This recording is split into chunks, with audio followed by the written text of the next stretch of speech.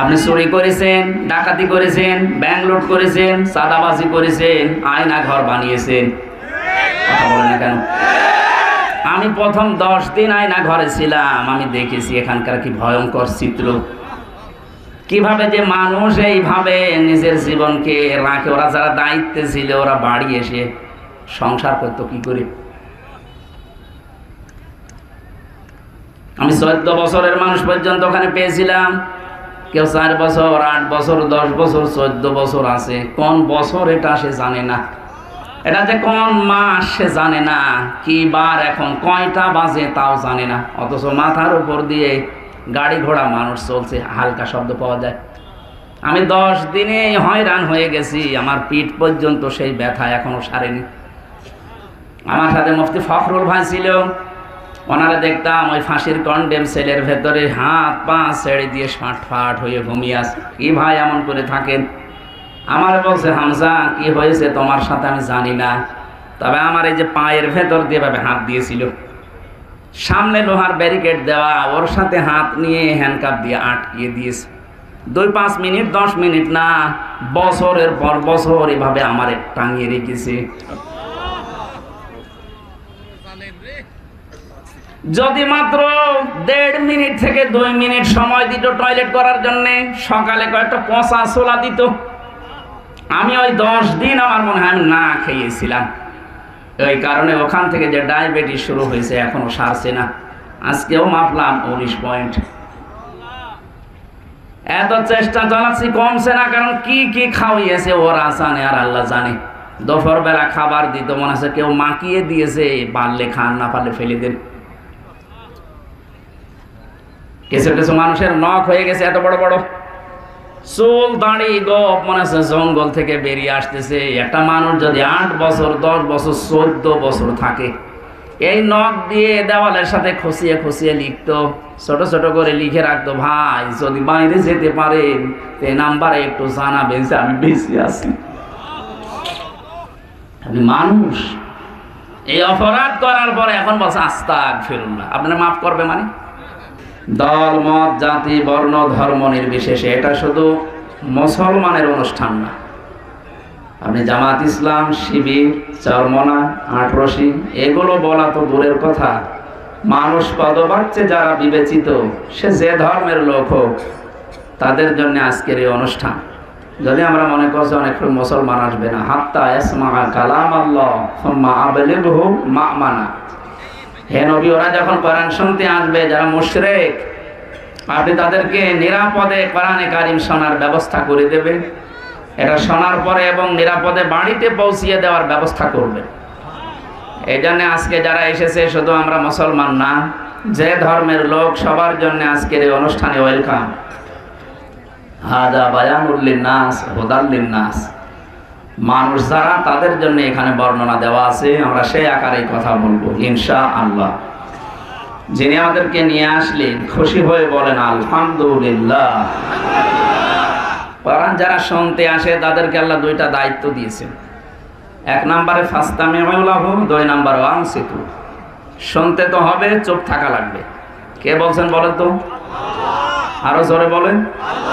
সুতরাং 1 নম্বরে আপনি শুনবেন, শুধু শুনবেন তা না, দিলের কান লাগিয়ে শুনবেন।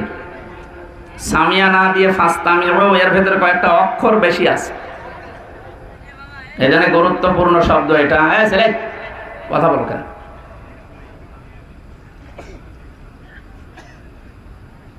2 নম্বরে ওয়ানসিতু, চুপ থাকতে হবে ভাই।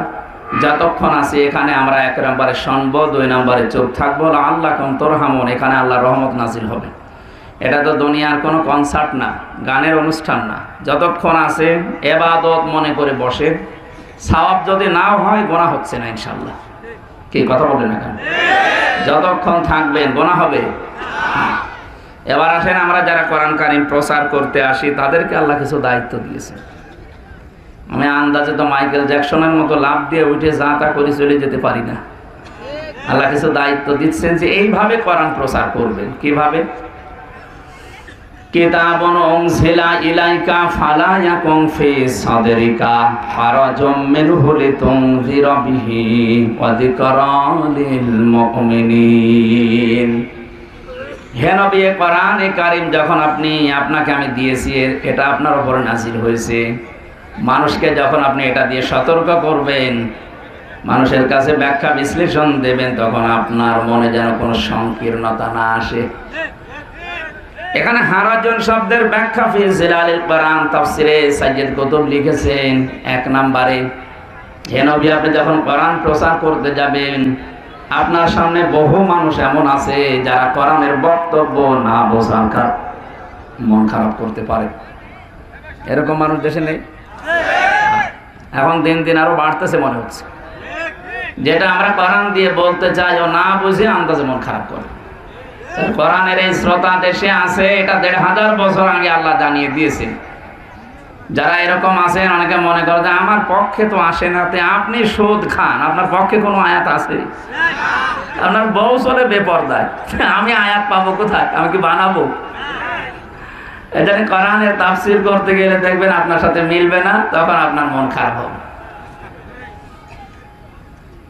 বাংলাদেশ সহ বিশ্বের কয়েকটা দেশ আমি গিয়েছি, যেখানে যাই বলো হুজুর আমার বিপক্ষে যেন না যায়। আরে ভাই, কোথায়? আমার বাড়ি কুষ্টিয়া, কোথায় জামালপুর, আপনাকে আমি দেখেছি কোনোদিন? তা আমি আপনার পক্ষে কোরআনের আয়াত না থাকলে আমি কি বানিয়ে বলবো? এই জন্য আপনি চেষ্টা করবো মানে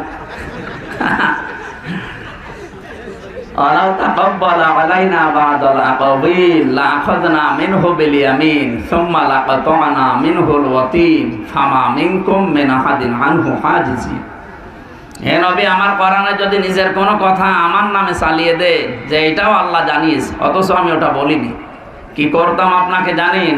আমি নিজে আপনার ডান হাত চেপে ধরতাম আর কণ্ঠনালীকে ফেলে দিতাম। এ ব্যাপারে আমাকে বাধা দেওয়ার মতো কেউ ছিল না। কত বড় হুঁশিয়ারি দিয়েছেন নবীজিকে, আর আমরা তো কি? এই জন্য আপনি পক্ষে বলার মতো যদি না কাজ করেন, আপনার পক্ষে আজকের আলোচনা যাবে না। সুতরাং কোরআন সংশোধন করবেন না নিজেকে সংশোধিত হবেন?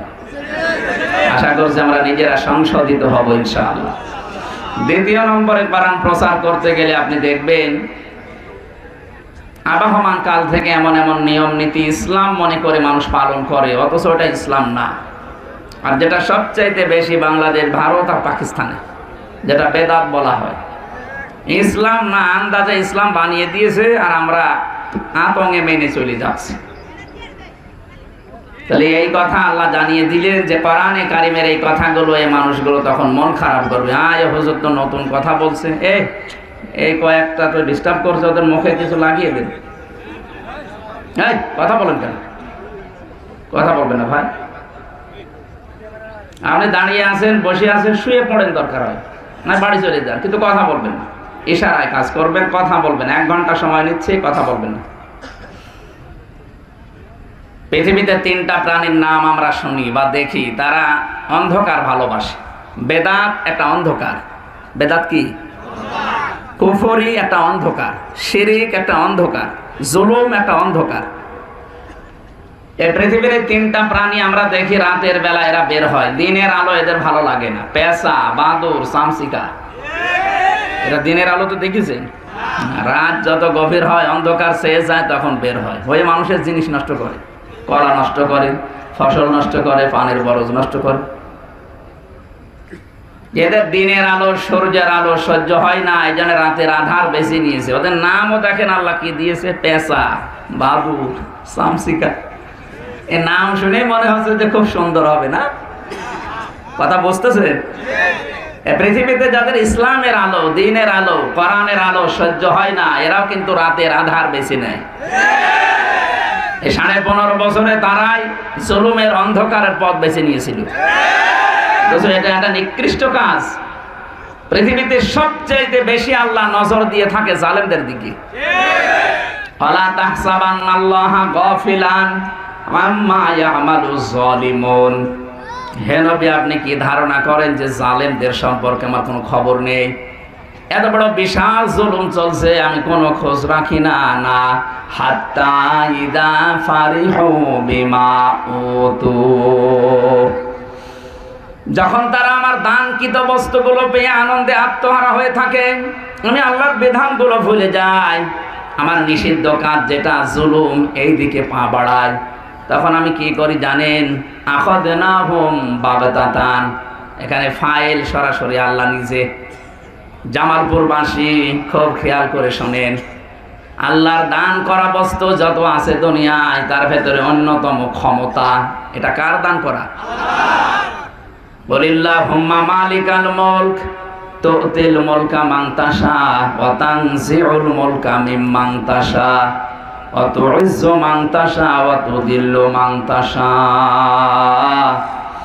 আল্লাহ নিজে জানিয়েছেন, হে নবী আপনি বলেন যে ক্ষমতার মালিক আমি, যাকে ইচ্ছা তাকে দেই, যাকে ইচ্ছা নামিয়ে দেই। ক্ষমতা দেওয়ার মালিককে, এটা নিয়ামত। এটা কি? এই শব্দের ভেতরে আমরা পেলাম হাত্তা ইদা ফারিহু বিমা উতু।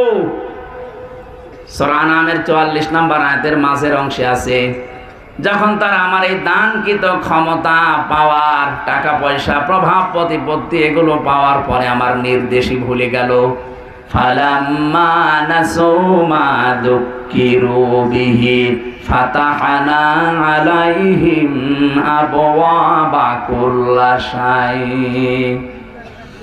তাদেরকে যে নির্দেশ দিয়েছিলাম, আমার এই আদেশ নিষেধ যখন তারা ভুলে গেছে, ফাতাহনা, এখানেও ফাইল আল্লাহ নিজে। আল্লাহ বলেন আমি নিজে তখন আবওয়াবা কুল্লা শাই, বাবের বহু বচন আবওয়াব, যত দরজা আছে তাদের শান্তি দেওয়ার জন্য সব খুলে দিলাম। আপনি দেখেছেন 2006 সালে 28 অক্টোবর যে ঘটনা তারা ঘটিয়েছিল, পৃথিবীর ইতিহাস তারা পাল্টিয়ে ফেলেছে। বহু ইতিহাস জীবনে পড়েছি, কিন্তু এটা আমি কোনোদিন পড়িও নি, কারো কাছে শুনিও নি, যে পৃথিবীতে মানুষ হত্যা করার পরে তার লাশের ওপরে মানুষ ড্যান্স দেয়। না, আমি পাইনি। অথচ 6 সালে এটা আমরা দেখলাম, তখন আমি ম্যাট্রিক পরীক্ষা দিয়েছি। 7 সালে আসছিলাম সিরাজগঞ্জ থেকে, ড্রাইভারের পেছনে বসে আছি, রাস্তার মাঝে দেখে একটা কুকুর মরে পড়ে আছে। ড্রাইভার সাহেব কুকুরের উপর দিয়ে না দিয়ে বাম দিয়ে চালিয়ে দিল, গাড়ি ঝাঁকি দিয়েছে। ড্রাইভারকে বললাম আপনি এমন করলেন, এখন এতে অ্যাক্সিডেন্ট হয়ে যেত। ড্রাইভার আমারে বলছে দেখেন একটা কুকুর পড়ে আছে, আমি ডবল করে চাকা দেব, আমার বিবেক নেই। তো কুকুর মরা কি, তো মরে গেছে, ওরে মারলেই কি আর না মারলেই কি? ড্রাইভার আমার দিকে ঘুরে বলছে হুজুর আপনি কি আসলে হুজুর? আপনি কেমন হুজুর? আপনি দেখছেন যে একটা মরা কুকুর পড়ে আছে, আমি ডবল করে ওর উপরে গাড়ি চালিয়ে দেব, আমার বিবেক কি মরে গেছে? আপনার নাম কি? সুব্রত। বুঝলাম যে হিন্দু। পেটে থাবা দিয়ে বললাম ভাই আপনার ঈমান নেই, কিন্তু আপনার বিবেক আছে। পৃথিবীর নিকৃষ্ট জীব কুকুর মরে পড়ে আছে, তারপরও আপনি ডবল করে গাড়ি চালিয়ে দেন না, আপনার বিবেকে বাধা দেয়। এখন মানবতা থাম বলি ভাই, কেমন লাগে বলেন তো? আর পৃথিবীর ইতিহাস মানবতা থাম বলি ভাই, কেমন লাগে বলেন তো? আর পৃথিবীর ইতিহাস পাল্টিয়ে ফেলেছেন, এখন আবার মানবতার কথা আপনার মুখে মানায়? আল্লাহ জানেন হুয়াছে তাবাকুম, তিনি তোমাদেরকে নির্বাচিত করেন। ও বাংলার মানুষেরা বিবেক দিয়ে বলবেন, নির্বাচিত করা হয় যে পদ্ধতিতে, ওই পদ্ধতির নাম নির্বাচন। নির্বাচন না হলে মানুষ নির্বাচিত হতে পারে? বলেন বলেন। তাহলে আল্লাহ আমাদেরকে নির্বাচিত করেছেন কোন জায়গা থেকে? আমরা নির্বাচন করলাম কখন? লক্ষ লক্ষ নবী রাসূলের দুনিয়াতে আল্লাহ পাঠিয়েছিলেন, অনেকে এই নবীর উম্মত হওয়ার জন্য আরজি পেশ করেছিল। আল্লাহ ছাঁটাই করে বাছাই করে নির্বাচন করে নির্বাচিত করেছেন আমাদেরকে উম্মতি মুহাম্মদি করে। আমি কথা বোঝাতে পেরেছি? কে উম্মতি মুহাম্মদি করে, আমি কথা বোঝাতে পেরেছি? দ্বিতীয়, এই নির্বাচনের মাধ্যমে মানুষ নির্বাচিত হয়, কিন্তু কপাল আমাদের খারাপ, 15.5 বছরে আমরা নির্বাচন পদ্ধতিটাই ধ্বংস করে ফেলেছি। আপনি কি বিবেক দিয়ে বলতে পারবেন যে 15.5 বছরের নির্বাচনে দেশে হয়েছে? যদি হবে তাহলে 154 জন নির্বাচনের আগে হয়ে যায় কি করে? আর গত টার্মে দিনের ভোট রাতে হয়ে গেল। অথচ আজ 8-9 দিন দেখছি যিনি পালিয়ে গেছে উনি বিভিন্ন দেশের মোড়লদের কাছে উনি জানাচ্ছে যে আমি নির্বাচিত সরকার ছিলাম, আমাকে উৎখাত করা হয়েছে। এত বড় মিথ্যা কথা আপনি বলতে পারলেন? আপনি একটা হাজি মানুষ। না, সে যাই হোক, সে তো হাজি। তো তার ছেলে মেয়ে যদি কথা বলতো তাহলে মানতাম যে তারা যা করে করুক, তাদের কাছে মুসলমান, হিন্দু, খ্রিস্টান নেই। আপনি একটা হাজি মানুষ, আল্লাহর ঘর দেখিয়ে আসলেন, কি দেখিয়ে আসেন আপনি? হ্যাঁ, এটা ঠিক হয়নি। বিভিন্ন চেষ্টা চালাচ্ছিলেন, সবগুলো আল্লাহ বলেন আখাযনাহুম বাগতাতান, আমি নিজে তাদেরকে ধরেছি আকস্মিক ভাবে। জীবনে কল্পনা করেছি যে 1.5টার ভেতরে আমার না খাওয়ার, রান্না করা খাবার ফেলে পালাতে হবে, কোনোদিন কল্পনায় আসেনি। এখানে যে আল্লাহ নিজে বলছেন আখাযনাহুম বাগতাতান, আমি নিজে তাদেরকে ধরেছি, ফাইদাহুম মুবলিসুন, তারা হতাশ হয়ে পড়েছে, নিরাশ হয়ে গেল তারা। বাস্তবে আমরা এখন তাই দেখছি। আদালতে যে মানুষগুলোকে এখন নিয়ে যাচ্ছে অপরাধী, দেখেন প্রত্যেকের চেহারার ভেতরে হতাশার ছাপ। এই যে কালামানিক, আলেমদের লিস্ট করত, কলার পাতায় আল্লাহ শুয়েছে, বেশি পর্যন্ত উড়ে গেছে। কি অপমান আল্লাহ করবে বলেন? কোরআনে আমি পড়েছি আল্লাহুম্মা আযাবুম মুহিন, আল্লাহ তাদেরকে অপমানজনক শাস্তি দেবে, এটা যে দেখাবে আমি পড়িনি। আর বাস্তবে দেখলাম যে কয়টা ইসলামের প্রকাশ্যে এবং গোপনে শত্রু ছিল, প্রত্যেককে আল্লাহ এরকম অপমান করছে, সামনে আরো করবে। আপনাদের জামালপুরের একজন, আমি নাম নিলাম না, না ওর মাথায় চলছিল না, এই লোকটার মাত্র 6 মিনিট 32 সেকেন্ডের একটা অডিও ফাঁস হয়ে তার সব হারিয়ে গেছে।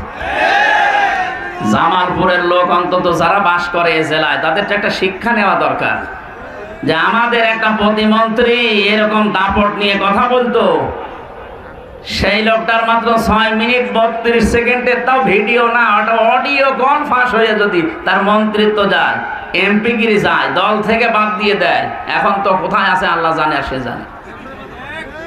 তাহলে আমাদের সারা জীবনের এই 60, 70, 80, 90 বছরের ভিডিও সব আল্লাহ রেকর্ড করছে। কথা বলেন না কেন? এটা কিয়ামতে ঠিক আপনাকে দেখাবে। এই বিশাল ভিডিও কল যদি ফাঁস হয়ে যায়, কিয়ামতে কোটি কোটি মানুষ থাকবে, কি হবে বলেন তো? জামালপুরের লোক এখান থেকে শিক্ষা আরো বেশি নেওয়া দরকার না? ওর অডিও ফাঁস হয়ে যদি জীবন শেষ হয়ে যায়, আমাদের অডিও ভিডিও সব ফাঁস হবে। এটা আজকে এখন থেকে যেটা নিজে দেখলে আনন্দ পান, অন্য দেখলে আপনি লজ্জা পান, এরকম কোন ভিডিও যদি থাকে আপনার মোবাইলে, এক্ষুনি ডিলিট করবেন। করেন, এখন আগে করেন, এরপরে মাহফিল করবো, করেন। আলহামদুলিল্লাহ, যাকে জেলার মানুষ এত ভালো আমি তো জানতাম না। আলহামদুলিল্লাহ, এক মোরাদি আপনাদের হেদায়েত দিয়ে দিয়েছে। আমার ভাইরা, দ্বিতীয় যে শব্দটা বলেছিলাম, নির্বাচন হয়নি এই 15.5 বছরে, বিশ্বের মানুষকে মিথ্যা কথার বলি ছড়িয়ে আমি এতদিন থামিয়ে রেখেছিলেন, কিন্তু এখন মানুষ সব বুঝে গেছে। যিনি এবার পাশ করেছে আমেরিকায়, ট্রাম্পকেও বোঝাতে চেয়েছে, ট্রাম্প এখন উল্টো বুঝেছে। 15.5 বছর কিসের নির্বাচন? আমার সাথে এক ওসি ছিল জেলখানায়, উনি আমারে বলছে, হুজুর দেখেন তো আমার তওবাটা হয়েছে কিনা। কিভাবে?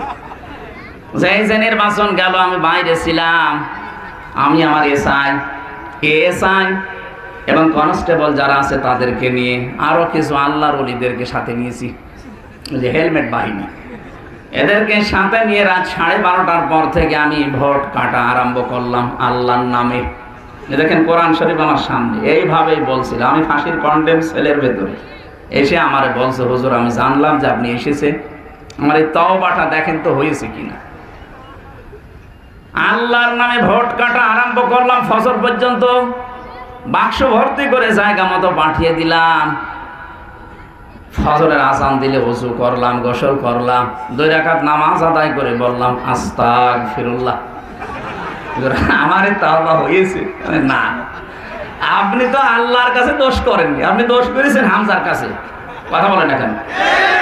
একটা এমপি বানাতে 3.5 থেকে 4 লাখ মানুষের রায় লাগে, সমর্থন লাগে, ভোট লাগে, আর আপনি নিজেই সব দিয়ে দিলেন। আর এখন পড়ছেন আস্তাগফিরুল্লাহ। হবে না। আগে 3.5 লাখ হামজার কাছে আপনাকে মাফ চাওয়া লাগবে, স্বীকার করা লাগবে। ভয়ঙ্কর বিষয়, এই 3.5 লাখ হামজার ভেতরে অনেকেই কিন্তু এই 15.5 বছরে মরে গেছে। তাদের কাছে মাফ চাবেন কি করে? এরপরও অনেক জালেম যারা পালিয়ে তো গেছে, ছোটখাটো যারা এখনো পর্যন্ত জালেমদের দোসররা আছে, এরা মাঝে মাঝে বলছে আমাদেরকে তাওবা করান। হ্যাঁ, তাওবা আমরাও করাতে চাই। তাওবা করার যে নিয়মটা, এটা আমরা বলি, কিন্তু আপনি মানতে চান না। আপনি কি মনে করেন শুধু আস্তাগফিরুল্লাহ পড়লেই হক আদায় হয়ে যাচ্ছে তাওবার? না, তাওবার প্রথম শর্ত হচ্ছে অপরাধ যার কাছে, স্বীকার করবেন তার কাছে। এই কথা বলেন না কেন? এ বাস্তবতা দেশে নেই। অন্যায় করে একজনের কাছে আর মাফ চাচ্ছে কাবা ধরে আরেকজনের কাছে। আপনি কি আল্লাহর কাছে দোষ করেছেন? এবার একটা হাদিস বলছে, একটু বিশ্লেষণ করবেন। এক যুবতী মেয়ে এসে বলে, হে রাসূল, আমি জিনা করেছি। নবীজি বলেন, কথা কাউকে বলবা না, চলে যাও। মেয়েটি আবার সামনে গিয়ে বলে, হে নবী, আমি জিনা করেছি। নবীজি আবার ফেরত দিলেন, বললেন কাউকে বলবা না, যাও। তৃতীয়বার আবার সামনে এসে বলে, হে নবী, আমি জিনা করেছি, দয়া করে আমাকে মুক্ত করেন, আমি পাপ মুক্ত হতে চাই। কারণ এই গুনাহ নিয়ে যদি আমি মারা যাই, কিয়ামতে আল্লাহ ডবল বিচার করবেন। জামালপুরবাসী 3টা অপরাধ যদি দুনিয়ায় কেউ করে, তার শাস্তি হবে ডবল। কয়টা? দেখেন তো এই জেলায় আছে কিনা। সূরা ফুরকান 68 নাম্বার আয়াতে আছে, ওয়াল্লাযীনা লা ইয়াদউনা মা'আল্লাহি ইলাহান আখার ওয়া লা ইয়াকতুলুনান নাফসাল্লাতী হারামাল্লাহু ইল্লা বিল হক ওয়া লা ইয়াজনুন। আল্লাহ গুনাহ বর্ণনা ছিলেন করতে করতে এই জায়গায় এসে বললেন, আমি আল্লাহ ছাড়া অন্য কাউকে আমার সাথে ডাকবা না। জামালপুরবাসী একটু খেয়াল করেন, এখানে মা'আল্লাহি ইলাহান আখার আছে। আল্লাহকে ডাকে না তা না, আল্লাহকে ডাকে, তার সঙ্গে সঙ্গে অন্য কাউকেও ডাকে। এটা বাংলাদেশে বেশি, আর এই ময়মনসিংহ বিভাগে আরো বেশি। আল্লাহর জিকির করছে কিছুক্ষণ, এরপরে দেখবেন ইয়ালি বাবা, শাহ আলী বাবা, কেবলা বাবা, কেল্লা বাবা, ফতে বাবা। এ জেলায় না থাকলেও কিন্তু পাশে আছে ব্রাহ্মণবাড়িয়ায়। বলেন, আল্লাহ বাদে আপনি অন্য কাউকে ডাকছেন, সেটা আলাদা। আল্লাহকেও ডাকে, পাশাপাশি অন্য কাউকে যারা ডাকতেছেন, এমনকি আল্লাহর নামকে আপনি এলহাদও করতে পারবেন না। ওয়াদারুল্লাযীনা ইউলহিদুনা ফি আসমাই। সূরা আরাফের 180 নাম্বার আয়াতের মাঝের অংশে আছে, আল্লাহ বলেন, আমার সাথে যারা এলহাদ করে তাদের সাথে মিলে তোমরা ডাকবা না। তার মানে পরিবর্ধন করে ফেলে যারা আল্লাহর নামে, এরকম জিকির করা যাবে না। যদি কেউ করেন, তার শাস্তি হবে ডবল। এটা আমি বানালাম। বলেন বলেন। ওয়ালা ইয়াকতুলুনান নাফসাল্লাতী হারামাল্লাহু ইল্লা বিল হক। যারা অন্যায়ভাবে মানুষ হত্যা করেন। 2024 সালের আগস্টের 5 তারিখের আগ পর্যন্ত এই দেশে কমপক্ষে 3732 জন মানুষ হত্যা হয়েছে। আপনি একটারও কোনো কারণ দিতে পারবেন যে এই কারণে তাকে মেরেছি? 2780 জন এখনো হাসপাতালের বেডে কাতরাচ্ছে। একটু হিসাব করে বলেন, এই যে 3732 জন মানুষ মেরে ফেললেন, এক একটা মানুষ যদি কেউ ইচ্ছা করে হত্যা করে, নির্দিষ্ট কারণ বাদ দিয়ে, তাহলে একটা হত্যার কারণেই সে জাহান্নামে যাওয়ার জন্য যথেষ্ট। সূরা নিসা 93 নম্বর আয়াতে আছে, অমাইয়াকতুল মুমিনা মুতাআম্মিদান ফাজাযাউহু জাহান্নাম।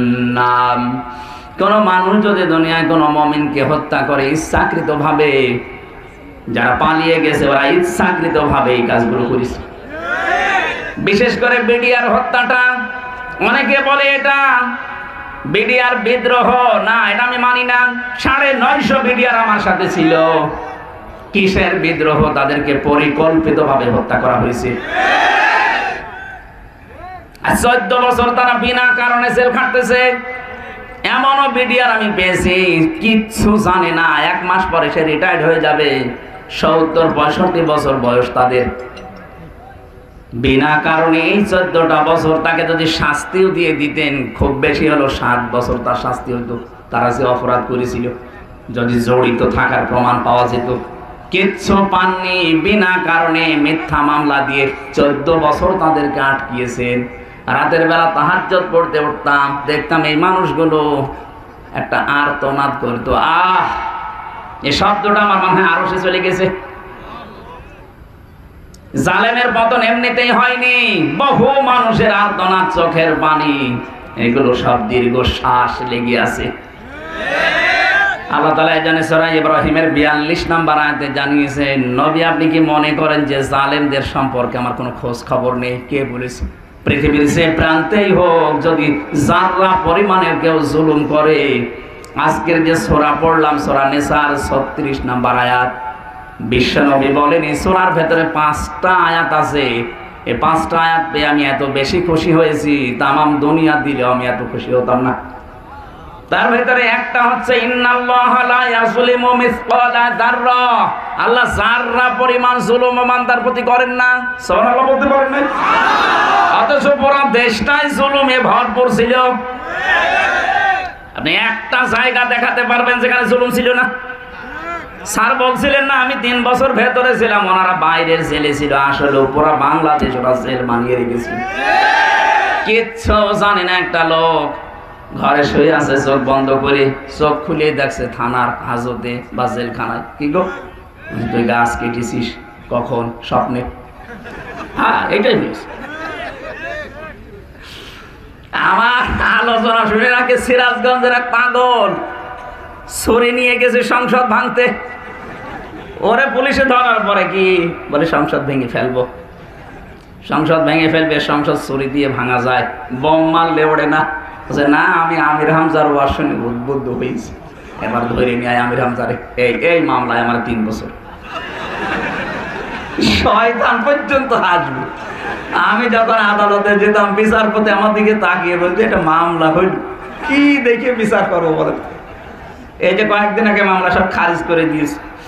বিচারপতি আমার মামলার কপিটা হাতে নিয়ে বলছে এর ভেতরে তো কোনো মাল নেই, কি দেখি আমি রায় দেবো, যা সব খারিজ করে দিলাম।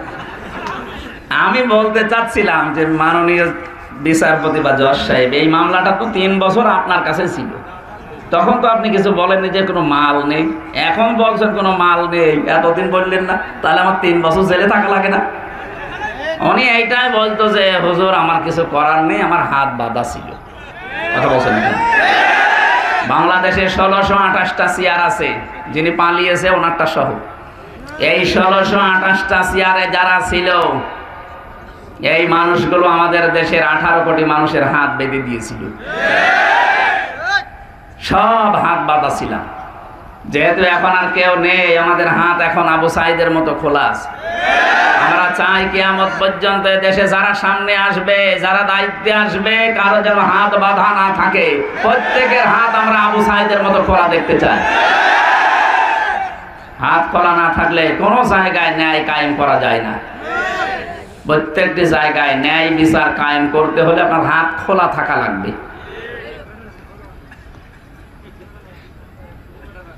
জামালপুরবাসী যে কথাটা বলতে চাচ্ছিলাম, বিশ্বনবী 3বার তাকে ফেরত দিয়েছিলেন। মেয়েটা বলছে হে রাসূল আমি জানি 3টা অপরাধের শাস্তি দুনিয়া আখিরাতে ডবল হবে। তার 1 নম্বরে আল্লাহর সাথে অন্য কাউকে যদি কেউ ডাকে, 2 নম্বরে বিনা কারণে যারা মানুষকে হত্যা করে, তাহলে যারা এই ৩৭৩২ জন মানুষ হত্যার সাথে ডাইরেক্ট ইনডাইরেক্ট জড়িত, বলেন তো এদের শাস্তি একটা না ডবল? আর জোরে। ৩ নাম্বার ওয়ালা ইয়াজনুন, জেনা করা যাবে না। অথচ আমরা এই ১৫.৫ বছর থেকে লক্ষ্য করছি এদেশে জেনা, বুড়ো জেনাখোর বেড়ে গেছে। কয়েকদিন আগে একজনকে উপদেষ্টা বানিয়েছে, একটা সারা জীবনই চলছে জেনার উপরে। নিজের স্ত্রীকে দিয়ে সারাটা জীবন এই কাজ করাচ্ছে। জেনা শুধু লজ্জা স্থানেরটা না, হাতের জেনা আছে, মুখের জেনা আছে, চোখের জেনা আছে, হৃদয়ের জেনা আছে। এই কথা বলছেন এখানে যে কাজগুলো করাচ্ছে, এগুলো কি ওই জেনা হয় না? অথচ জেনাখোর মানুষদেরকে আমরা এখন দায়িত্বে দেখতে পাচ্ছি। সারা দেশের মানুষ কিন্তু ফুঁসে উঠেছে, সবাই প্রতিবাদ জানাচ্ছে। প্রতিবাদের ভাষা যদি না বোঝেন যারা আছেন, তাদের কিন্তু পালানো লাগতে পারে। কারণ এদের ছাত্ররা স্বাধীন করেছে, ছাত্ররা দেশ চালাতে পারবে। আপনাদেরকে যারা দায়িত্ব দিয়েছে আমানত মনে করি এমন মানুষকে বসানো যাবে না যে লোকটা বসলে সমকামিতা প্রমোট করবে। এই লোকটার একটু জীবন, একটু ইতিহাস খোলেন, সমকামিতা প্রমোট করে। পুরুষে পুরুষে বিয়ে হবে, জোরে বলেন নাউজুবিল্লাহ। মেয়েটা বলে, হে রাসূল, আমি জানি জেনার শাস্তি ডবল হবে, এজন্য আমাকে মুক্ত করেন আপনি। আমি গর্ভবতী হয়েছি। নবীজি বললেন আগে বাচ্চাটা খালাস হোক, তারপরে আসবে। এসেছে। আল্লাহর নবী বললেন না, এখন না, আগে বাচ্চাটা খাবার খাওয়া শিখবে, কারণ তোমার স্তনের 2 বছর দুধ তার পাওনা আছে। কয় বছর? এই 2 বছর দুধ মা যদি না পান করায় মায়ের গুনাহ হবে। না না, দুধ খাওয়ানোর দায়িত্ব মায়ের না, এটা বাবার। ওস্তাদ আছে, ওয়াল ওয়ালিদাতু ইরদিউনা আওলাদাহুন্না হাওলাইনি কামিলাইনি লিমান আরাদা আইয়ুতিম্মার রাদা। সূরা বাকারার আয়াত অনুযায়ী এটা মুযাক্কার শব্দ, লিমান আরাদা আইয়ুতিম্মার রাদা। এটা মুয়ান্নাস না, এটা মুযাক্কার শব্দ। পুরুষ 2 বছর দুধ খাওয়ানো লাগবে আমাদেরকে। আমাদের তো আল্লাহ জিনিসপত্র দেয়নি, তাহলে আমরা খান করাবো কি করে? মাকে যদি টাকা পয়সা দিয়েও পান করাতে হয়, তাও আপনাকে পান করানো লাগবে। এখন মেয়েরা যদি বলে তোমার সন্তান, তুমি দুধ খাও, আমি খাওয়াতে পারবো না, খাওয়াতে বাড়ি 5 লাখ করে টাকা দেওয়া লাগবে, আপনার তাই দেওয়া লাগবে। মহিলা যা পরিমাণ দেখলাম, আমার মনে হয় এটা মাইকে বলা ঠিক হইল না। আমার ম্যাডামও তো দেখতেছে লাইভ। আমার এই 42 দিন আগে একটা বাচ্চা হয়েছে। ও যদি এখন বলে হুজুর বাড়ি আসুক, ওই হুজুরের ওয়াজ হুজুরের উপরে ফেলবো, 5 লাখ টাকা দেন, নাই তো আপনার মেয়ে আপনি নিয়েছেন। এই জন্য মাইকে বলা মনে হয় ঠিক হইল না। থক্কু আমি আর এটা বলবো না। সম্মানিত মা বোনেরা, এটা স্বামীর দায়িত্ব, টাকা পয়সা খরচ করে হলেও আপনার স্বামীর দায়িত্ব এটা। কারণ আর পুরুষের শব্দ আল্লাহ দিয়েছে, লিমান আরাদা আইয়ুতিম্মার রাদা। আমি এই শব্দটা বলার জন্য না, আমি একটা বিষয় এখানে নিয়ে আসতে চেয়েছি। বিশ্বনবী ছোট মানুষের হক ভোলেননি। এই যে 2 বছর তার মায়ের স্তনের দুধ তার অধিকার, এটা হক, এটা এ পর্যন্ত নবীজি বলেননি। বলছে 2 বছর পরে আসবা, যখন শক্ত খাবার খাওয়া শিখবে। যে নবী মায়ের কোলের বাচ্চার হক বলেন না, সেই নবীর উম্মত আজ ক্ষমতার চেয়ারে বসে হাজারো মানুষের হক ভুলে যায়। এই জন্য খুব সতর্ক হকের ব্যাপারে। আজকের আয়াত, আমার সাবজেক্টই হচ্ছে হক। স্যার আমাকে বলছিলেন আসার সময় হকের উপরে কথা বলা লাগবে। আমি ইনশাআল্লাহ চেষ্টা চালাচ্ছি। মেয়েটার কথা আমি বলছি এই কারণে, এখানে একটা শিক্ষা আছে। একটু তাকান এদিকে। আমার ভাইরা, বিশ্বনবী মেয়েটিকে পাথর মারার জন্য আদেশ দিলেন, বুক পর্যন্ত গেড়ে দিলেন মাজা মাটির ভেতরে। হযরতে খালিদ ইবনে ওয়ালিদ বলেন, আমি এমন জোরে একটা পাথর নিক্ষেপ করলাম, রক্ত ফিনকি দিয়ে আমার শরীর। হযরতে খালিদ বিন ওয়ালিদ বললেন, সে ভৎসনা দিলেন, এইরকম মহিলার রক্ত আমার শরীরে লেগেছে। বিশ্ব নবী ডাক দিয়ে বললেন, খালিদ এ কথা বলবা না, থামো। ঠিক আছে, বসেন, কথাগুলো আগে দরকার, বসেন বসেন। আমি নবী, তুমি নবী না। আমি যা দেখতে পাই তুমি দেখতে পাও না, আমি যা জানি তুমি তা জানো না। জিবরাইল কিছুক্ষণ আগে আমাকে বলেছে এই মহিলার যে অনুশোচনা, এই মহিলার যে তাওবা, এই মহিলার যে তাওবার সিস্টেম আল্লাহ এত বেশি পছন্দ করেছে, কোন জালেম যদি এভাবে তাওবা করে আল্লাহ তাকেও ক্ষমা করে দেবেন। 15.5 বছরে যে যে অপরাধ করেছেন ওই অপরাধের শাস্তি আগে আপনাকে নেওয়া লাগবে। আপনি অত অপরাধ যদি আল্লাহর কাছে করতেন তা আস্তাগফিরুল্লাহ পড়লে আপনি মাপ পেয়ে যেতেন। আপনি তো অপরাধ করেছেন বান্দার কাছে। আপনি চুরি করেছেন, ডাকাতি করেছেন, ব্যাংক লুট করেছেন, চাঁদাবাজি করেছেন, আয়না ঘর বানিয়েছেন। কথা বলেন না কেন? আমি প্রথম 10 দিন আয়না ঘরে ছিলাম, আমি দেখেছি এখানকার কি ভয়ঙ্কর চিত্র, কিভাবে যে মানুষ এইভাবে নিজের জীবনকে রাখে। ওরা যারা দায়িত্বে ছিল ওরা বাড়ি এসে সংসার করতো কি করে। আমি 14 বছরের মানুষ পর্যন্ত ওখানে পেয়েছিলাম। কেউ 4 বছর, 8 বছর, 10 বছর, 14 বছর আছে। কোন বছর এটা সে জানে না, এটা যে কোন মাস সে জানে না, কি বার এখন কয়টা বাজে তাও জানে না। অথচ মাথার উপর দিয়ে গাড়ি ঘোড়া মানুষ চলছে, হালকা শব্দ পাওয়া যায়। আমি 10 দিনে হয়রান হয়ে গেছি, আমার পিঠ পর্যন্ত সেই ব্যথা এখনো সারেনি। আমার সাথে মুফতি ফখরুল ভাই ছিল, ওনারা দেখতাম ওই ফাঁসির কন্ডেম সেলের ভেতরে হাত পা ছেড়ে দিয়ে ফাট হয়ে ঘুমিয়ে আছে। কি ভাই এমন করে থাকেন? আমার বলছে, হামজা কি হয়েছে তোমার সাথে আমি জানি না, তবে আমার এই যে পায়ের ভেতর দিয়ে ভাবে হাত দিয়েছিল, সামনে লোহার ব্যারিকেড দেওয়া, ওর সাথে হাত নিয়ে হ্যান্ডকাপ দিয়ে আটকিয়ে দিয়েছে। 2-5 মিনিট 10 মিনিট না, বছরের পর বছর এভাবে আমার টাঙিয়ে রেখেছে। যদি মাত্র 1.5 মিনিট থেকে 2 মিনিট সময় দিত টয়লেট করার জন্য, সকালে কয়েকটা পচা ছোলা দিত। আমি ওই 10 দিন আমার মনে হয় না খেয়েছিলাম। ওই কারণে ওখান থেকে যে ডায়াবেটিস শুরু হয়েছে এখনো সারছে না। আজকেও মাপলাম 19 পয়েন্ট। এত চেষ্টা চালাচ্ছি, কমছে না। কারণ কি কি খাওয়াইয়েছে ওরা জানে আর আল্লাহ জানে। দুপুর বেলা খাবার দিত, মনে হচ্ছে কেউ মাখিয়ে দিয়েছে, পারলে খান না পারলে ফেলে দেন।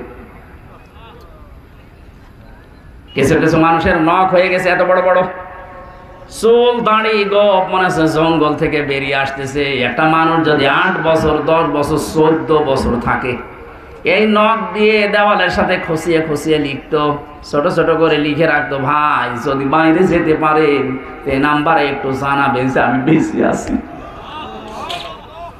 আপনি মানুষ এই অপরাধ করার পরে এখন বলছে আস্তাগফিরুল্লাহ। আপনারা মাফ করবে মানে? হ্যাঁ, আপনি কি আল্লাহর কাছে দোষ করেছেন? ব্যারিস্টার আরমানের বর কাছে আপনি মাফ চাবেন? 8টা বছর তাকে স্বামী ছাড়া রেখেছেন, কথা বলছেন এখানে। আমার ওই ছোট মেয়েটার কাছে মাফ চাওয়া লাগবে, কারণ 3 বছর আমি তাকে দেখিনি। সে এখনো পর্যন্ত স্বাভাবিক না, আমার কাছে আসতে চায় না। ও মনে করে এরকম হুজুর বহু আসে, এটা মনে হয় একটা হুজুরি। নিজেরাই আপনারা রিমান্ডে আমার এই চোখ কালো কাপড় দিয়ে বেঁধে দিলেন, পেছনে হ্যান্ডকাপ দিয়ে লাগিয়ে দিলেন, সামনে দিয়ে লাগিয়ে আর পেছনে দিয়েছে, মাজায় ডান্ডা বেড়ে দিয়েছে পায়ের সাথে। এইরকম মোটা রশি আমার মাজার সাথে বেঁধে আমার 11 ঘন্টা টাঙিয়ে রেখেছিলেন। নামাজও পড়তে দেননি। 4 ওয়াক্ত নামাজ আমি আন্দাজে ইশারায় পড়েছি। নিজেরা মাঝে মাঝে এসে বলতো আপনার কোনো দোষ নেই, আমরা জানি, শুধু আকিস গ্রুপের বিরুদ্ধে এই কথাগুলো বলেন। কেন মিথ্যা কথা বলা লাগবে মানে? ওরা চেয়েছিল আকিস গ্রুপ একটা বিপদে ফেলে এদের কাছ থেকে কোটি কোটি টাকা খাওয়ার জন্য, পারে না। গাড়িটা আটকিয়েছিল, ওরা আদালতের মাধ্যমে ছাড়িয়ে নিয়েছে। কিন্তু যে জালেমগুলো এই কাজে ছিল সবগুলো এখন পালিয়েছে। অধিকাংশগুলো এই সরকার আসার পরে ছাঁটাই করে দিয়েছে, আর বাকিগুলো সব পালিয়েছে। জালেমদের বিরুদ্ধে আল্লাহ নিজে মামলা দায়ের করবে। সূরা শুরা 25 নম্বর পারা 6 নম্বর পৃষ্ঠা 13 নম্বর লাইনে 42 নম্বর আয়াত। ইন্নামাস সাবিলু আলাল্লাযিনা ইয়াযলিমুনান নাস, অবশ্যই আমি আল্লাহ নিজে মামলা দায়ের করব যারা মানুষ হয়ে মানুষের উপরে জুলুম করছে, করবে। শব্দটা ইয়াযলিমুন মুজারে, বর্তমান ভবিষ্যৎ প্রেজেন্ট ফিউচার। আল্লাহ কিন্তু ইয়াসলিমুন আল মুসলিমুনা দেননি, দিয়েছেন ইয়াসলিমুন আন নাস। মানুষ হয়ে যারা মানুষের উপরে জুলুম করবে তারা মামলার আসামি কার? আরো জোরে। হিন্দু কি মানুষ না? আরো জোরে বলেন। ক্ষমতা হারানোর পরে আপনি বাইরের দেশে যে অনেক মানুষ দেখলাম, ওরা হিন্দুদের নাম নিয়ে বলছে সংখ্যালঘু নির্যাতন হচ্ছে। ভণ্ডামি করার জায়গা পান না। এ কথা যারা বলে তারা সংখ্যালঘু নির্যাতনে 15.5 বছরে করেছি। বিশ্বজিৎ দেখি মুসলমান না হিন্দু? বলেন। ওকে যারা হত্যা করেছিল আমার সাথে, তারা ফাঁসির কন্টেম সেলে ছিল। ওরা মাঝে মাঝে বলতো হামজা ভাই আমরা ভুল করেছি। এই নেতাদের কথা মতো কাজ করতে গিয়ে নিজের জীবনটাই হারালাম। এখন 32 বছর জেল খেটে তারপরে বের হওয়া লাগবে। ওর জয়ের যদি হয় সময় 25-32 বছর জেল খাটলে হয়ে যাবে ওর 55-56। ও বের হবে কি করে? ও দুনিয়ায় এসে করবে কি? ও শেষে ওই শাহজাহান জল্লাদের মতো 2-1 বছর পরে পড়ে তুলবে। এই জন্য আমরা কারো হুকুমে যেন জুলুম না করি। মানুষ হয়ে যদি কেউ মানুষের উপরে জুলুম করেন, তার খবর আছে। সে হামজার মামলার আসামি না, সে সরাসরি আল্লাহর মামলার আসামি। এই হিসাবে বলতে চাই, এই 1628 জন মানুষ যারাই দায়িত্বে ছিল এই দেশে, সবগুলো জালেম। কেন? আর এগুলো যদি দেশের মানুষ মামলা আপনাকে নাও দেয়, আপনি আল্লাহর মামলার আসামি। মামলার বাতি যত বড় হয়, এ কেস তত কঠিন হয়। আমাকে যদি এদেশের কোন কলিমদ্দি মামলা দিত, 3 দিনও রাখতে পারতো না। কারণ আমি যেই জায়গায় ওই সময় ছিলাম, বাংলাদেশের আকিজ গ্রুপের খতিব ছিলাম আমি। কয় টাকা লাগবে আপনার? কত কোটি টাকা লাগবে? টাকা দিয়ে ওনারা আমার বের করে ফেলতো। কিন্তু এমন মানুষ মামলা দিয়েছে, রাষ্ট্র ও টাকা নেবে। 33 বার সিএমএম কোর্ট, জজ কোর্ট, হাইকোর্টে মামলাটা তুলেছে, একবারও জামিন দেয়নি। প্রতিবার এই জজই বলেছে উপরের নির্দেশ নেই। বলেন নাউজুবিল্লাহ। এই জুলুম আপনি করতে পারলেন। এই জন্য জালেম যারা ছিলেন তাদের দুনিয়াও শেষ, আখিরাতও শেষ।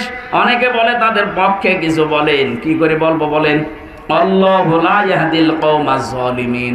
ইয়াহদি মুজারি, বর্তমান, ভবিষ্যৎ, প্রেজেন্ট, ফিউচার। আল্লাহ বলেন আমি জালেমদেরকে হেদায়েত দিচ্ছি না, দেব না। জুলুম যারা করেছেন তাদের দুনিয়াও শেষ, আখিরাতও শেষ। যদি বাঁচতে চান, একটা রাস্তায় খোলা আছে, ওই মহিলার মতো যা করেছেন, ওই অপরাধ যার কাছে করলেন, যার ক্ষতি করেছেন তার ক্ষতিপূরণ আগে দেন। আমার বাবার কাছ থেকে প্রায় 3 বছরে 32 লাখ টাকা নিয়েছেন। এই টাকাগুলো আমার বাবাকে ফেরত দেন। আপনি নিজেই বলছেন আপনার কোনো দোষ নেই, আমরা জানি, এতগুলো টাকা নিলেন কেন? তার মানে আমার কাছে মাপ যদি কেউ পেতে চায়, আমার এই 32 লাখ টাকা আমার বাবারে দেওয়া লাগবে। কথা বলে না কেন? এবার আমার মতো 3 বছর ফাঁসির কন্ডেম ছেলে আপনাকে থাকা লাগবে। আমার মামলার আয়ু থেকে জড়িত যারা আছে, টপ টু বটন, প্রত্যেকের এই শাস্তি আমি চাই। 10 দিন ওরে আমি রিমান্ডের নামে মাটির নিচে রাখবো আয়না ঘরে। এই শাস্তি যখন পরিপূর্ণ হয়ে যাবে, তখন বলবো ঠিক আছে আস্তাগফিরুল্লাহ পড়েন। আপনার কারণে 15 বছর মানুষ অনেকে ঘরে থাকতে পারেনি। আপনার কারণে অনেকে ব্যবসা হারিয়েছে।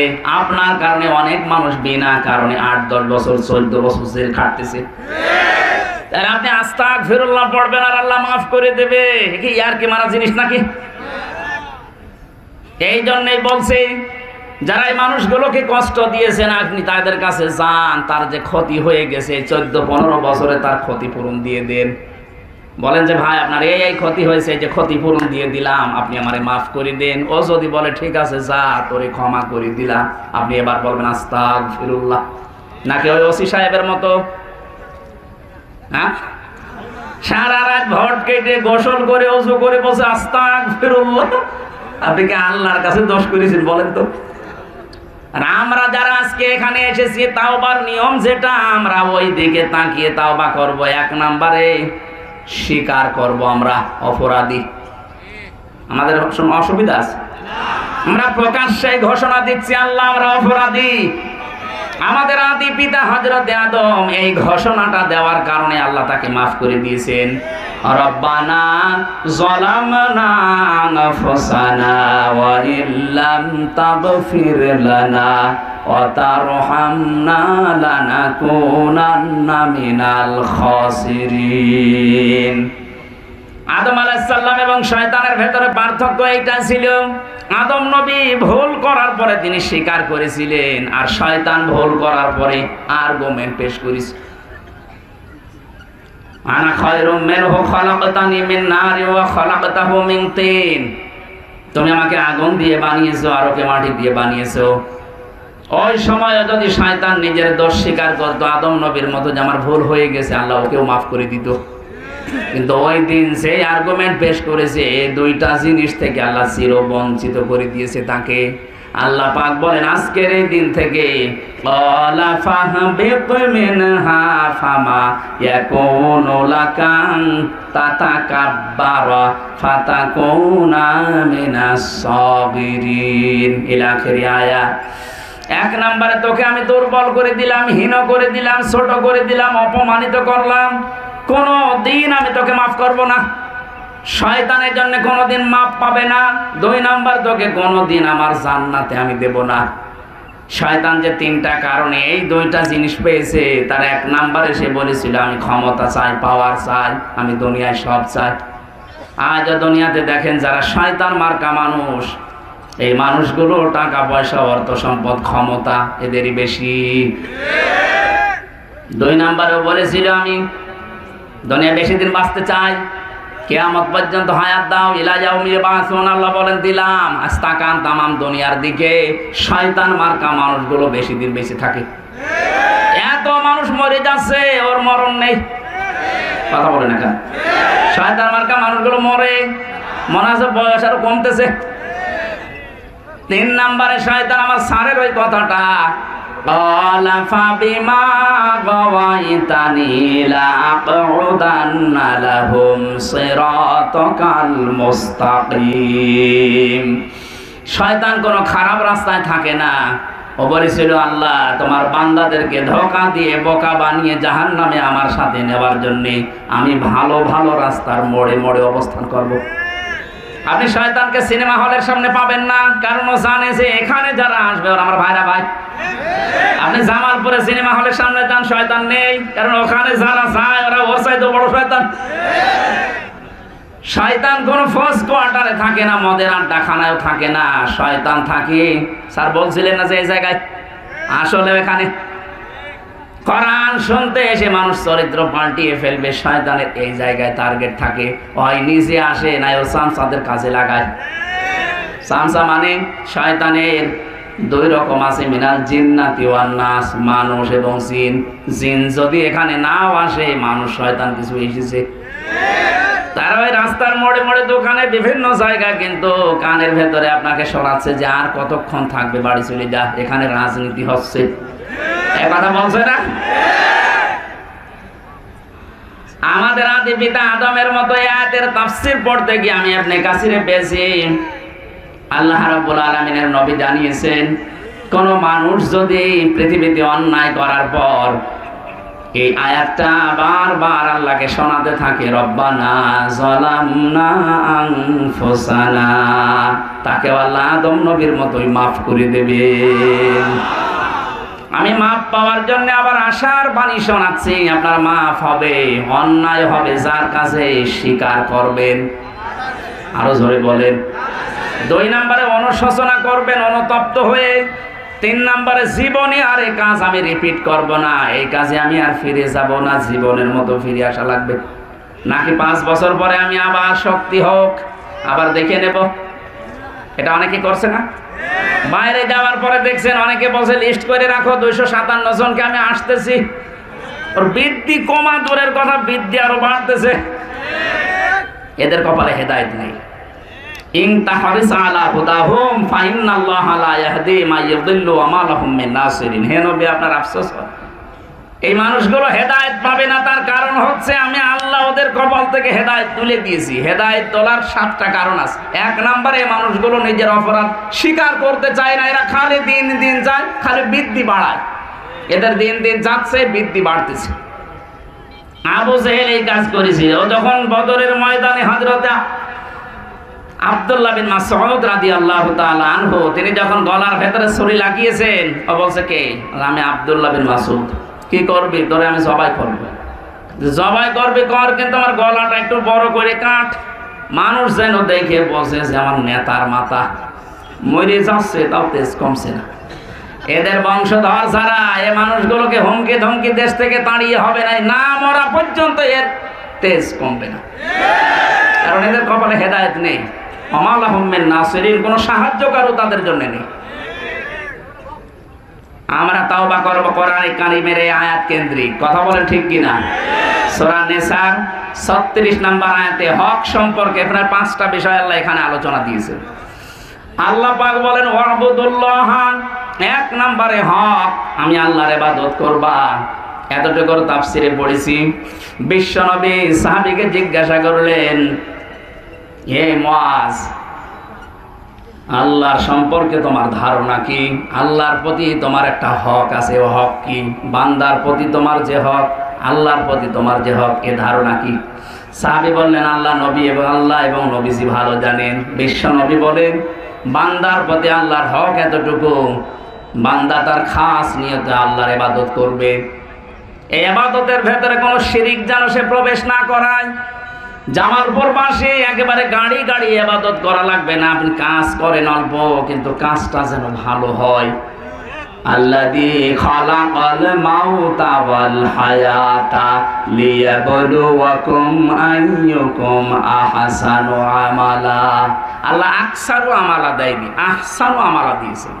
আপনার কাজটা যেন ভালো হয়, কাজ অল্প হোক। আকাশ সমান কাজ করলেন, কাজটা ভালো না। রাস্তা বানিয়েছেন, রাস্তা 5 বছরের গ্যারান্টি ছিল, 1.5 বছরের রাস্তা শেষ হয়ে গেছে, কাজ ভালো হয়নি। কথা বলেন না কেন? কাজটা বেশি হয়েছে কিন্তু কাজটা ভালো হয়নি।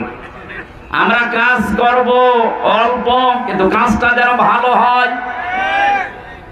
আল্লাহর ইবাদত যদি তুমি নির্ভেজাল ভাবে করতে পারো, শিরক মুক্ত ভাবে, এ কথা জেনে রাখো, বিশ্বাস করো, আল্লাহর তোমার প্রতি একটা দাবি আছে।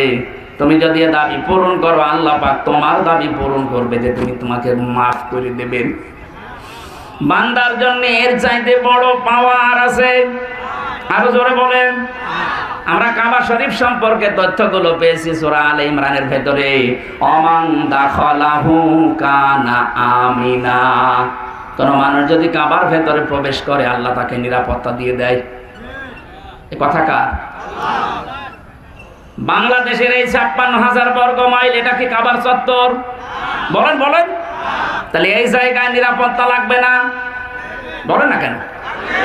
কোরআনে কারীম জানিয়েছে 6,000 মাইল দূরে এই বাংলাদেশ কাবা থেকে ওই চত্বরটা আল্লাহ নিরাপত্তায় বেষ্টন করে রেখেছেন। তোমার এই 56,000 বর্গ মাইল যদি নিরাপত্তা, শান্তি, স্বস্তি দিতে চাও, সূরা নামের 82 নম্বর আয়াতের তাফসীর পড়বেন।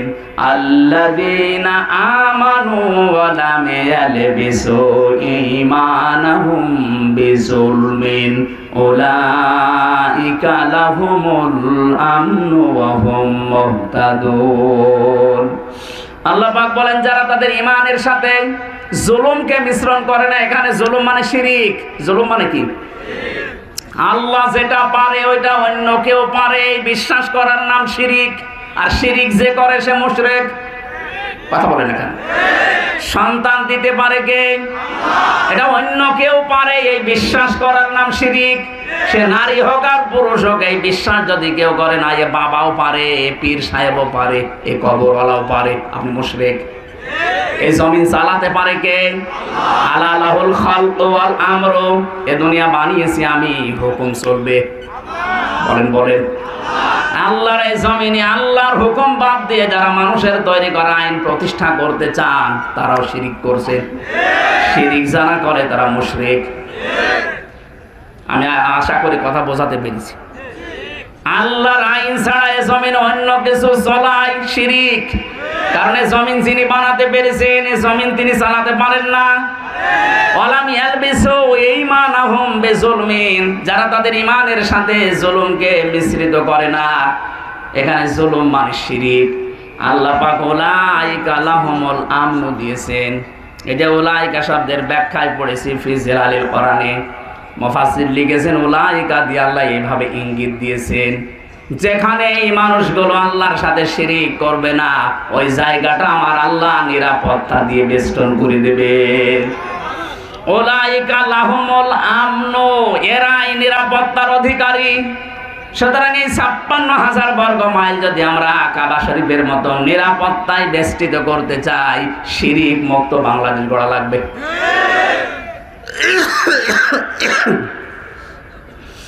দুই নম্বরে আল্লাহ বলেন অবিল ওয়ালিদাইনি ইহসানা, মা বাবা যাদের আছে তাদের সাথে ভালো ব্যবহার করবা। এখানে শব্দের দিকে খেয়াল করেন, মা বাবার সাথে ভালো ব্যবহার করা, তাদের পেছনে খরচ করা, এটা কিন্তু দুনিয়ার নফল কাজ না, এটা ফরজ কাজ। 100টার 98টা পরিবারে আজ হাজারো সন্তান আমরা মা বাবার হক আদায় করতে পারছি না, শুধু বোর কারণে।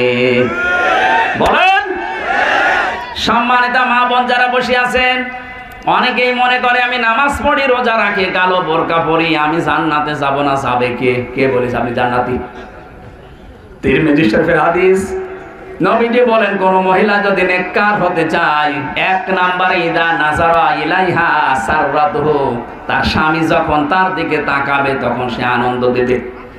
বাইরে থেকে এত কষ্ট করে বাইরে থেকে মানুষ স্বামীগুলো আসে, ওর দিকে তাকিয়ে আনন্দ পাওয়া দূরের কথা, দুঃখ আরো বেড়ে যায়।